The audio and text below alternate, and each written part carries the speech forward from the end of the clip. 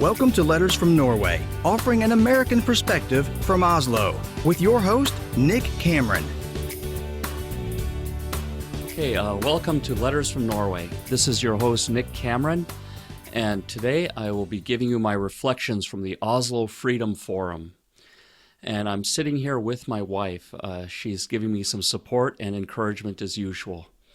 So this week, I decided to attend the Oslo Freedom Forum. It was held between May 20th and the 24th, right here in the city center near what's called National Theater. It was pretty good. There was a lot of harrowing stories and admirable tales of people escaping oppression and coming to freedom, and people standing up against the odds, and all sorts of good stuff. However, it mainly confirmed my suspicions. When you see the words freedom, democracy, and forum, especially in a country like Norway or Sweden or Belgium or someplace like that, used in the same sentence, it is anything but.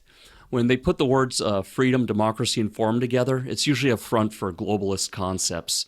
You know, they always talk about getting rid of borders, letting people go wherever they want, do whatever they please, and everyone lives happily ever after. There's no talk about how much these things cost or the limitation of resources. It's all about let's all just be happy and let people do whatever. Let's say that the road to hell is paved with good intentions. So I got a pamphlet from this forum here, and the annual conference's idea this year was to brainstorm ways to expand freedom and unleash the human potential across the globe. This is what everybody wants to do. I mean, Coca-Cola wants to do this so people can buy their soft drinks. So this year's theme, defending democracy. They say that a little over half of the people live in oppressive regimes. But I would say there's a lot more people indebted to banks and, restricted by their debt to what jobs they can work, where they can live, what they can do. It's, so it's not just governments oppressing people. There's also banks and corporations oppressing people as well. So I'd say that figure is a lot higher. And they say that the democratic process has slowed down. I'm not sure what they mean by that, because after seeing Donald Trump get elected and Brexit get pulled off and Marine Le Pen make it to the final rounds of the French election, I would say things are becoming more democratic. More information is getting out there. More people are realizing that there's a globalist agenda, that they're going to have to basically screw off and let other people just take over without any resistance. So I think people are actually waking up, and I think democracy is actually starting to spread a little bit more.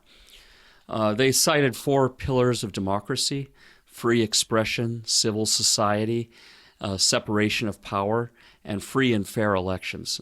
This is pretty obvious stuff. But the one big one they forgot was the right to bear arms anonymously.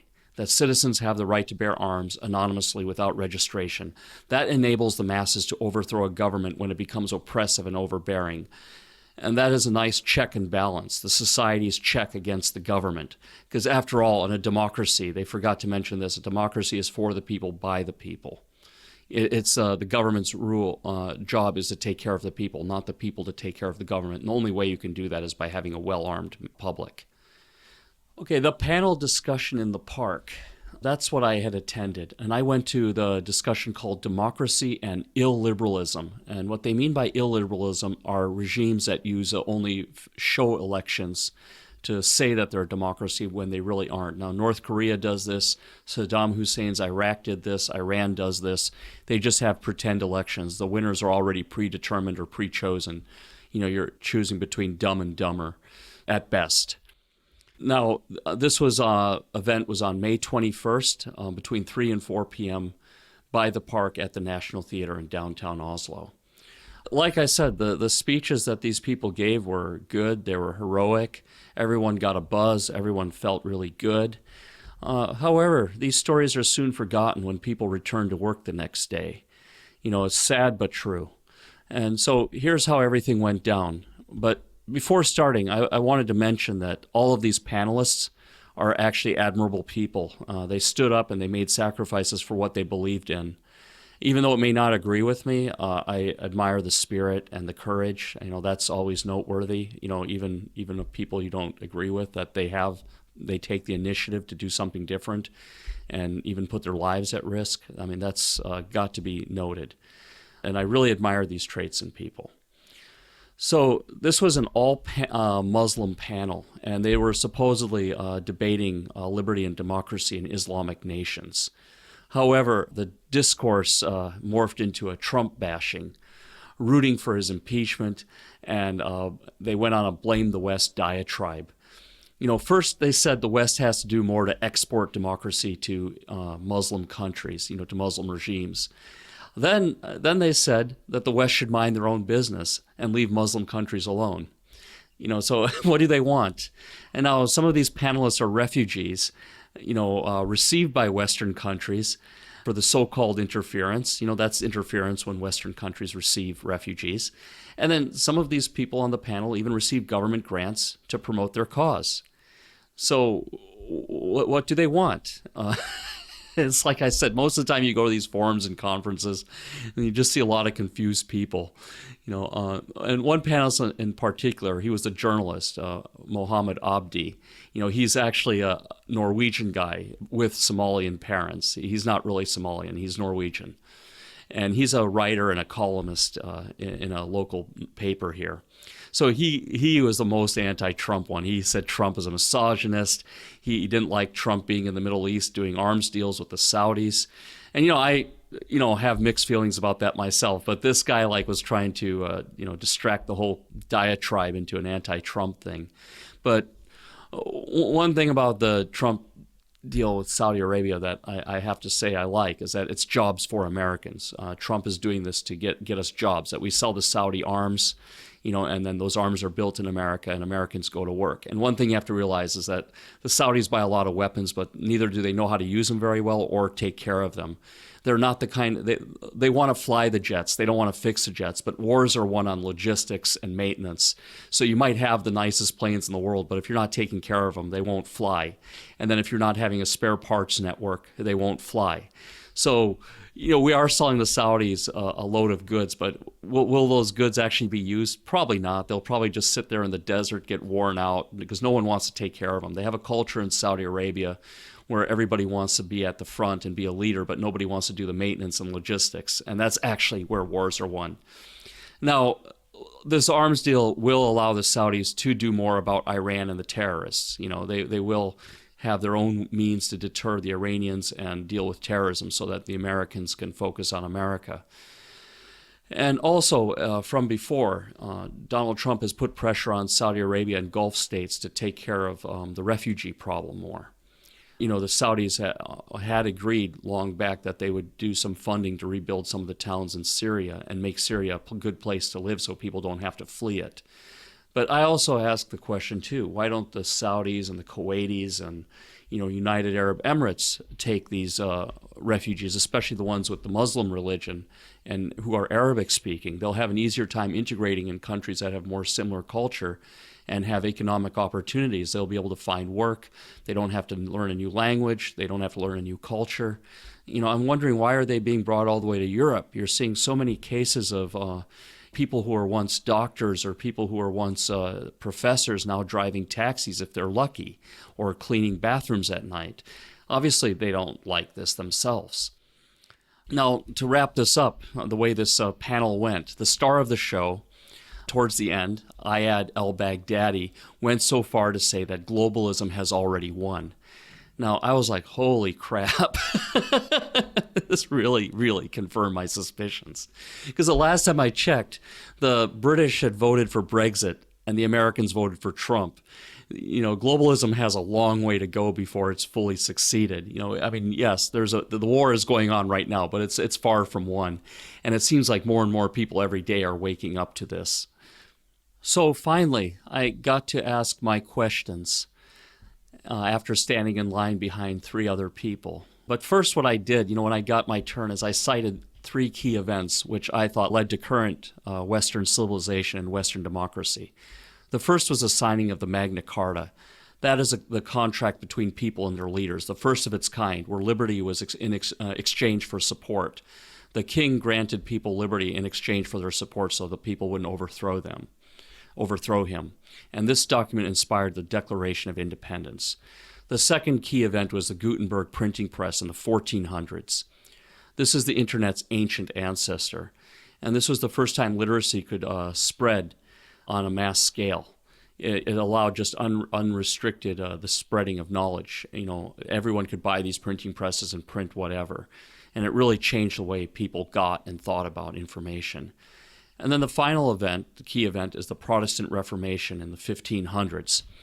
And this was the decentralization of the church, allowing people to find their own way to heaven. And this is when you started seeing the variants of Christianity come about.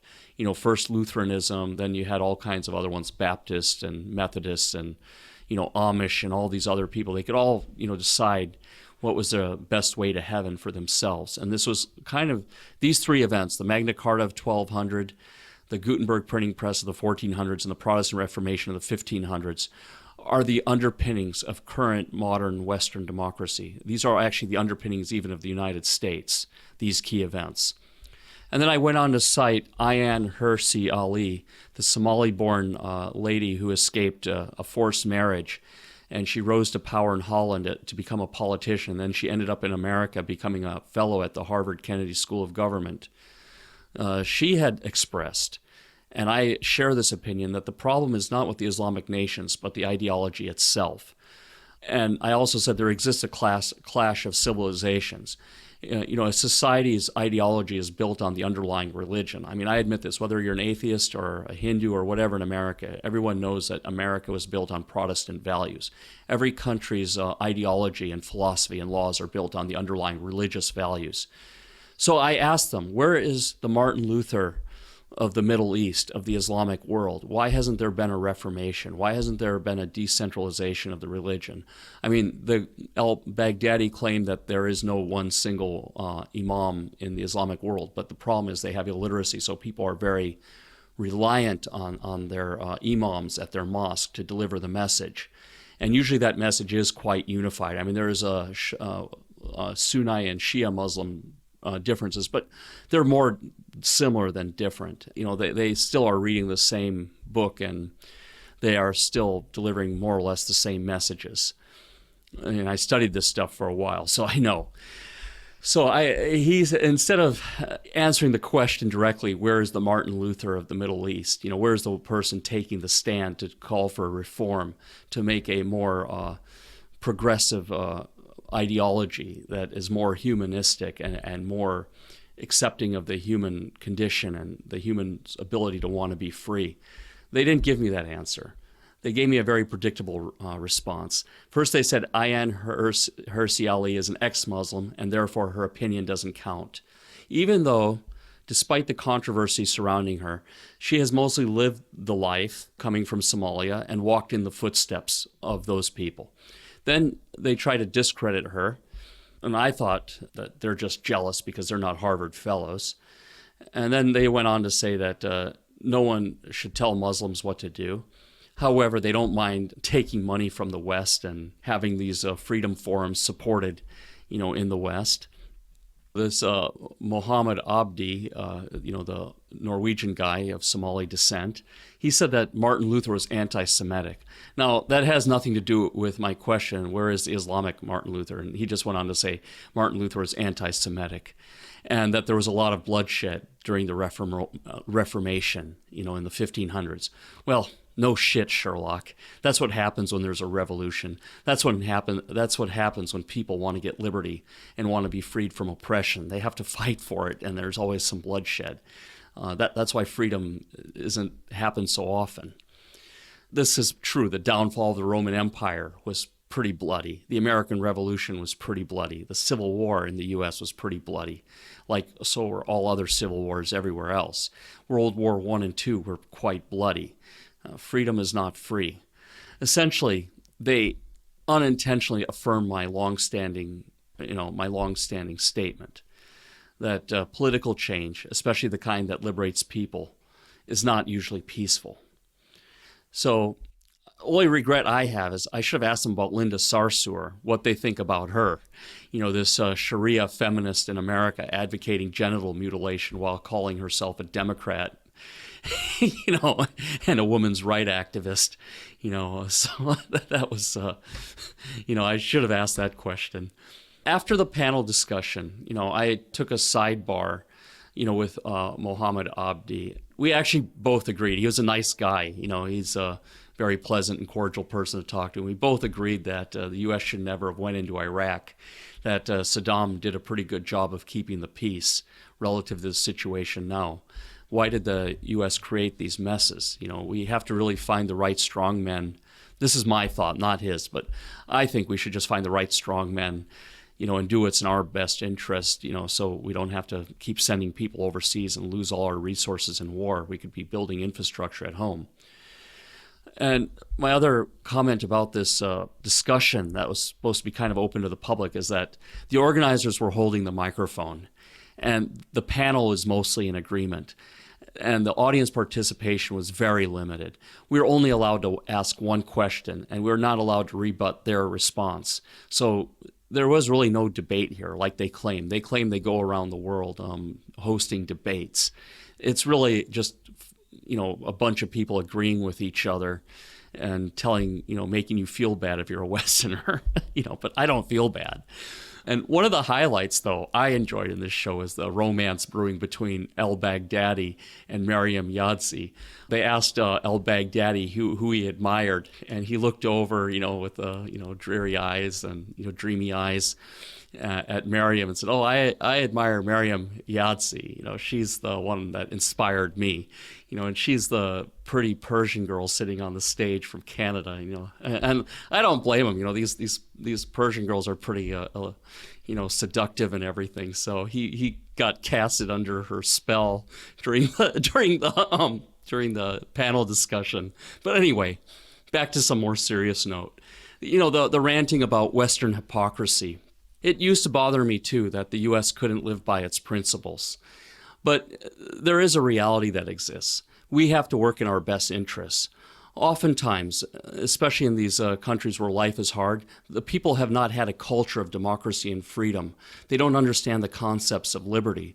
So if you were to give them free elections right now or give them democracy right now without the underpinnings of the contract of liberty in exchange for power, that the government gets their power in exchange for giving the people liberty and for having literacy, being able to interpret things for yourself and having reform on the religious ideology, allowing for other secular opinions and different opinions to come in and people to have their own ideas.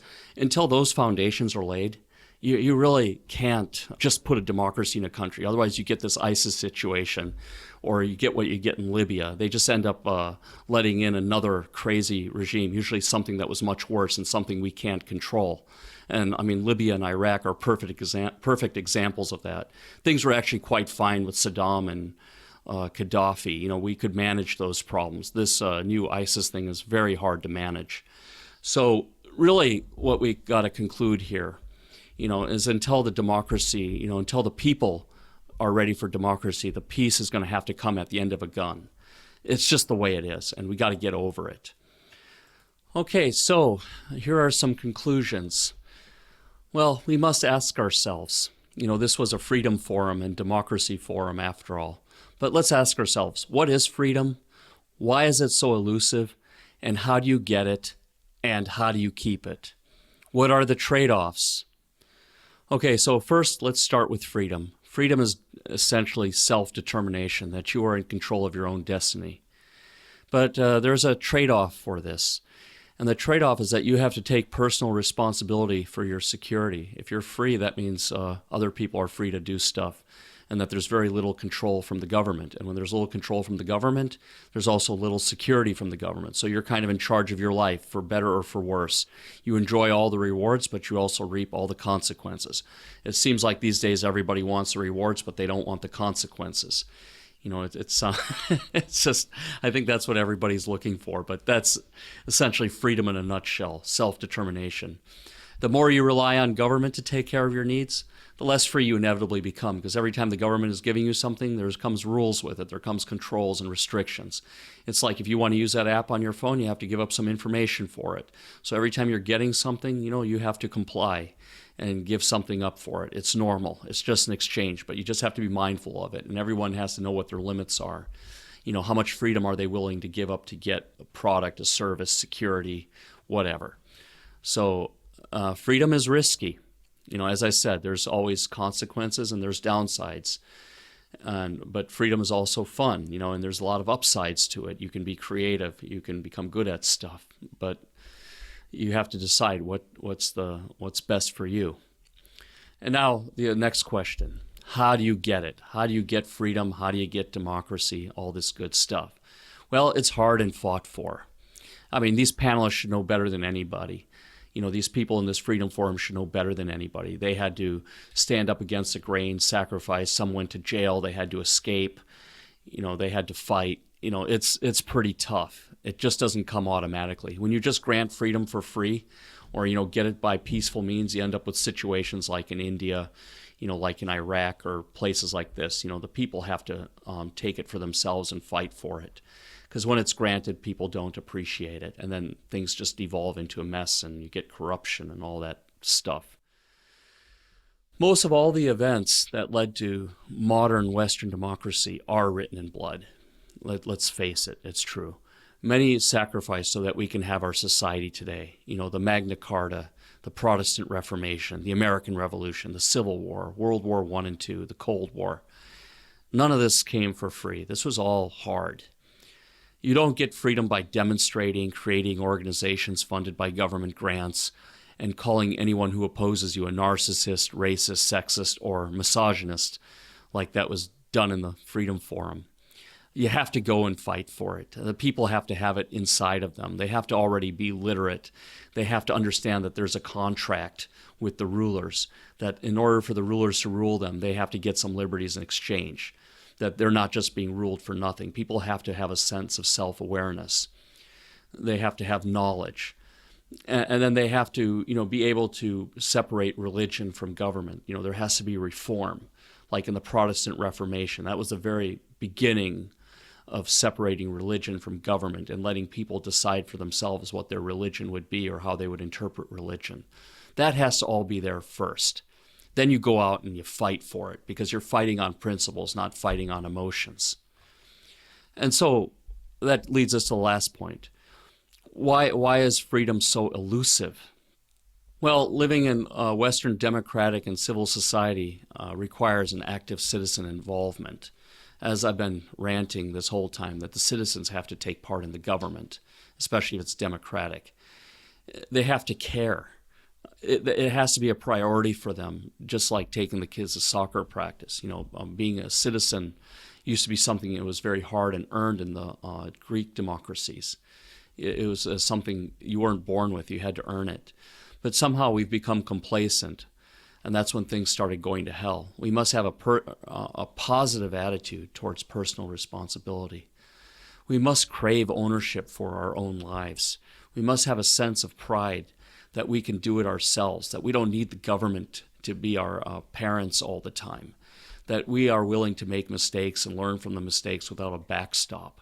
We have to have strength in ourselves, like those people who came to America and went on the frontiers. They had a personal strength. There was nowhere for them to go. It was only themselves, their families, their relatives, their neighbors. So that's where we have to be. We can't turn to Uncle Sam or the Norwegian government for everything. We must be consistent in our policy. And that's what's going to lead me to the next topic. These people who are already in our country, whether they be Muslims or Amish, that came from Switzerland long back, Catholics, whoever, everyone has equal protection under the law. Once they're in, they must be afforded all the rights and the same as everyone else, have all the right to express religion, buy property, build their mosques or churches, whatever they want to do. Everyone has equal rights. If we start segregating, then we've just lost this battle. All right, so the final question is, how do we keep the freedom? How do we keep what we have? Well, since we can't ban burqas, which anyway wouldn't stop the problem, it would the bad sentiments would still be there, intent would still be there. It's just like with flag burning. You may stop the flag, people burning the flag, but the feelings are still there. Bans don't solve any problems. We need to look a little deeper. We need to look at our immigration policy. This is where we can control the problem. Since people here are guaranteed equal protection under law, as I said, they have the same rights as everyone else. And we have to realize that the Constitution was designed to protect unpopular views and beliefs, so as long as they don't infringe on other people. So therefore, we can only let people in as fast as we can absorb them. And we have to remember immigration is a privilege given by people of one country to those of another wishing to come. And it's not a right taken for granted, just like Sean Spicer says in the presidential press briefings. We have to have more strict quotas, and we have to be more stringent on people coming from countries outside the Anglo-Saxon realm. People coming, and these countries are the UK, Australia, Canada, and New Zealand. These are the Anglo-Saxon countries, the ones closest to America in culture and belief. They're all built on the Protestant values and English values of the Magna Carta. Outside of those countries, we have to really vet and screen people. I mean, we have Northern Europeans, but they've been in 60 years of socialism. And so if we let even too many of them in at once, they could try to change our Constitution or even throw it out. So we have to regulate this issue here. And while we wait to absorb the people in the country and wait for them to come around, and while we restrain immigration, we need to put U.S. history back into the classroom. I've met people even from Ivy League schools that never had to take a Constitution test while they were in high school, and they only read topical American history about like Thanksgiving and the 4th of July, and basically covered a few points. And even a lot of them learned America was bad in their U.S. history classes. America did a lot of bad things, but did a lot of good things. But a lot of them have a negative view of their own country, especially the millennial generation. So we have to put U.S. history, for better or for worse, back in the school. Now, when I was in high school, I read a book by Carl Degler. That was our textbook for advanced U.S. history, and it was discussing both the good and the bad. It discussed slavery, but it also discussed going to the moon. It discussed segregation, but it also discussed the Tuskegee Airmen. The black people who escorted the bombers to Germany to do the bombing missions, the Red Tails. We learned all of it. And I had a very positive view of America, but I knew that there is darkness in the past. But people have to know what their country is. And then we have to make this same curriculum mandatory for those wanting to take the citizenship exam. It needs to be more rigorous. The citizenship exam in the U.S. is a joke, especially compared to Norway. When I came to Norway just to get my permanent residency, I had to take 300 hours of Norwegian and take 50 hours of social studies. And I had to pass a test. I recently passed a test in the Norwegian language, a social studies exam. In the U.S., they just get a booklet, and they just answer a few questions, and they keep answering until they get 3 of them right, with an immigration officer, and then they're given a passport for nothing. Now, when my parents came to America, U.S. citizenship was very hard. My parents had to go to a junior college at night and take a lot of courses. My mom was talking about Thomas Jefferson so much, everyone at school, at kindergarten, thought he was my uncle. They were really studying hard, and they really understand America's history inside out. So that's where we can stop this problem, because once people are in our country, they're part of our fabric. They belong to us, and they have the same rights and privileges as everyone else. And we cannot ban headscarves and all of this stuff unless it's in the military, where it interferes with the wearing of equipment. But that's another case. So again, the flaw is in the immigration policy. We are letting in far more people than we can absorb. Any immigration outside the Anglo-Saxon countries has to really be checked and really has to be decided very carefully. Otherwise, we end up having our Constitution and history thrown into the dustbin. My closing thought on this, before I wrap up this podcast, is that we as a people, especially living in Western democratic societies, have to remain vigilant and yet neighborly and courteous. Getting to know the people around you and smiling at strangers in passing can often diffuse a lot of bad situations down the road. Or it'll even alert you to red flags, because every one of these bad things that are happening, those people are giving off signals. And if someone had just taken the time to notice that, they could have either disarmed the person or report the person. But this all comes from being neighborly. Security is our own personal responsibility. The more we're going to give to the government, the less free we're going to become. And I would like to thank everybody for joining this podcast. And I would especially like to thank Matt in Indiana for the sound engineering and editing. And I would like to thank my wife for her support. I encourage everyone to visit the lettersfromnorway.com website. where I have my blog, and I'm writing these articles in more detail. And please like us on social media if you're on there. I know a lot of you are not on there, especially my listeners are pretty anti-social media. And I would hope that you all subscribe to me on iTunes. We can build up this following, and hopefully we can reach a greater audience. Thank you, and goodbye. Thank you for listening, and don't forget to subscribe on iTunes and follow us on social media.